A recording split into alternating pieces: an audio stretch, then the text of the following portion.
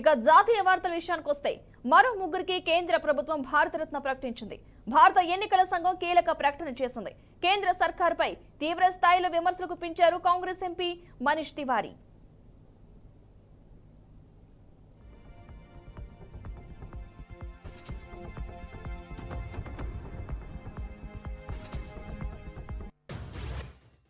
దేశ అత్యున్నత పౌర పురస్కారం భారతరత్న అవార్డును మరో ముగ్గురు వ్యక్తులకు కేంద్ర ప్రభుత్వం ప్రకటించింది. మాజీ ప్రధానులు పివి నరసింహారావు, చౌదరి చరణ్ సింగ్, వ్యవసాయ శాస్త్రవేత్త ఎంఎస్ స్వామినాథన్లకు భారతరత్న ప్రకటించింది. ఇప్పటికే బీజేపీ వెటరన్ నాయకుడు ఎల్కే అద్వానీ, బీహార్ మాజీ ముఖ్యమంత్రి కర్పూరి ఠాకూర్లకు ఈ ఏడాది భారతరత్న ప్రకటించిన విషయం తెలిసిందే. ఈ ఏడాది భారతరత్న అవార్డులను ప్రకటించిన 5గురిలో 4గురికి మరణాంతరం అవార్డు వరించింది. ప్రస్తుతం అవార్డుకు ఎంపికైన వారిలో ఎల్కే అద్వానీ మాత్రమే జీవించి ఉన్నారు.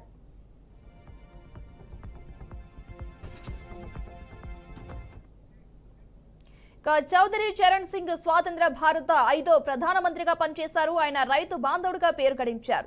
1979 జూలై 28 నుంచి 1980 జూలై 14 వరకు దాదాపు ఏడాది పాటు ప్రధానిగా సేవలందించారు. భారత్కు 9వ ప్రధానిగా పనిచేసిన తెలుగోడు పివి నరసింహారావు 1991 నుంచి 1996 వరకు ప్రధానిగా కొనసాగారు. తీవ్ర సంక్షోభంలో ఉన్న దేశ ఆర్థిక వ్యవస్థను పట్టాలెక్కించిన ఘనత పివికే దక్కుతుంది.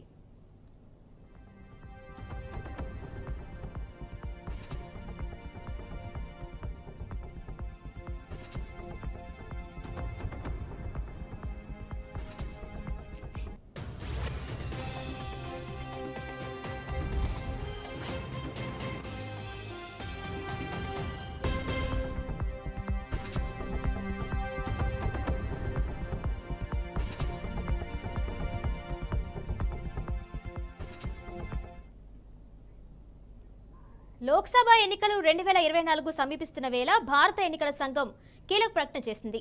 వచ్చే ఎన్నికల్లో ఓటు వేయడానికి దేశవ్యాప్తంగా 96.88 కోట్ల మంది అర్హత పొందుతున్నారని వెల్లడించింది. 18 నుంచి 29 ఏళ్ల మధ్య వయసున్న 2 కోట్ల మంది యువ ఓటర్లు ఎన్నికల్లో ఓటు హక్కును ఉపయోగించుకున్నారని తెలిపింది. ఈ మేరకు ఓటు కోసం నమోదు చేసుకున్నారని తెలిపింది. కాగా గత లోక్సభ ఎన్నికలు 2019తో పోల్చితే నమోదైన ఓటర్ల సంఖ్య 6% మేర పెరిగిందని తెలిపింది. ఈ మేరకు కేంద్ర ఎన్నికల సంఘం ఎక్స్లో పోస్ట్ చేసింది. ప్రపంచంలో అత్యధికంగా 96.88 కోట్ల మంది భారత ఓటర్లు రాబోయే సార్వత్రిక ఎన్నికల్లో ఓటు వేయబోతున్నారని ఈసీ తెలిపింది.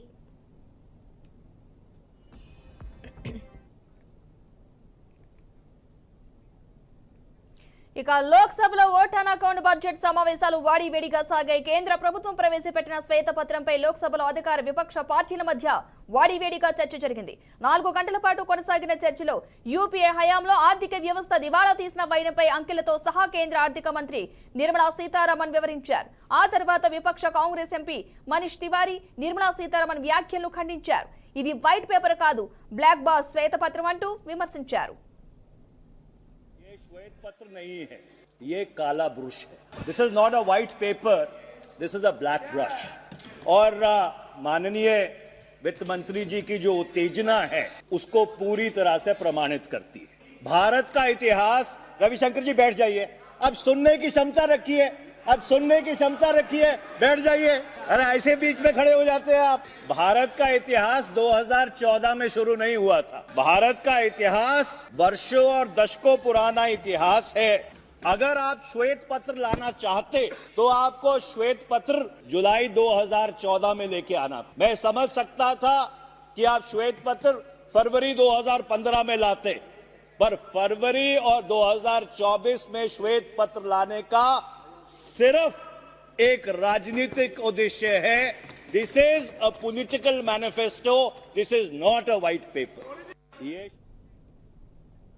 ఇక అంతర్జాతీయ వార్తల విషయానికి వస్తే యుక్రెయిన్తో చర్చలు జరిగేలా సహకరించాలని అమెరికాను పుతిన్ కోరారు.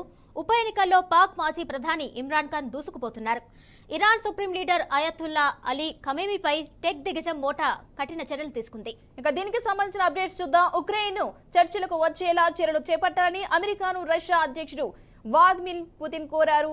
Wall Street Journal reporters Evan Gershkovich అప్పగింతకు సంబంధించిన అంశంలోనూ చర్చకు తాము సిద్ధంగా ఉన్నట్లుగా పుతిన్ తెలిపారు.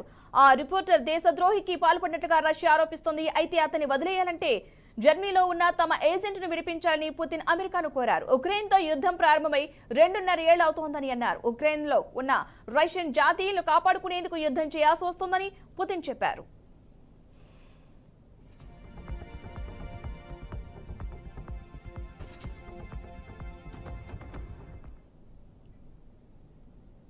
Iran supreme leader Ayatollah Ali ఖమేనీపై టెక్ దిగ్గజం మెటా కఠిన చర్యలు తీసుకుంది. ఆయన ఫేస్బుక్ తన ఇన్స్టాగ్రామ్ ఖాతాలను తొలగించింది. తమ కంటెంట్ విధానాలను పదే పదే ఉల్లంఘించినందుకే ఈ నిర్ణయం తీసుకున్నట్టు తెలిపింది. ఇజ్రాయెల్పై హమాస్ మిలిటెంట్లు ఉగ్రదాడి జరిపిన దగ్గర నుంచి ఈ సుప్రీం లీడర్పై నిషేధం విధించాలి అంటూ మెటాపై ఒత్తిడి వచ్చింది. హమాస్ జరిపిన విధ్వంసానికి ఖమేనీ మద్దతు ఇవ్వడమే కాకుండా గాజాలో ఇజ్రాయెల్కు వ్యతిరేకంగా మిలిటెంట్ల చర్యలను, ఎర్ర సముద్రంలో నౌకలపై హౌతీల దాడులను సమర్థిస్తూ వ్యాఖ్యలు చేశారు. ఈ క్రమంలోనే ఆయన ఖాతాలపై మెటా నిషేధం విధించింది.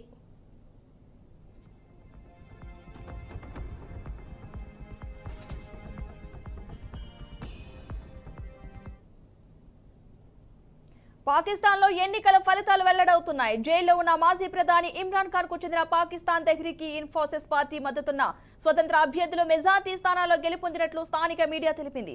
పీటీఐ వర్గాలు సైతం అదే విషయాన్ని చెబుతున్నాయి.